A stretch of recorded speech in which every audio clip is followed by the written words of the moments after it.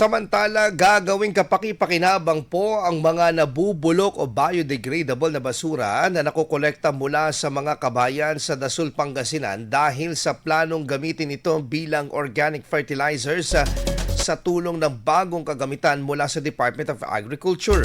Sa ilalim ng National Rice Program ng Bureau of Soils and Water Management, ipinamahagi kamakailan sa mga piling barangay at paaralan ang 14 na unit ng rotary composer at shredder.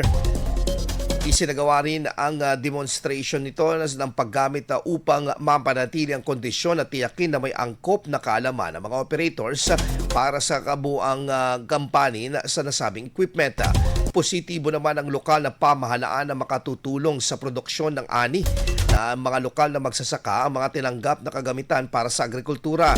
Sa ilalim nito isinusulong ang maagap na waste management habang sinusuportahan naman ang sektor ng agrikultura na isa sa pangunahing kabuhayan sa nasabing bayan.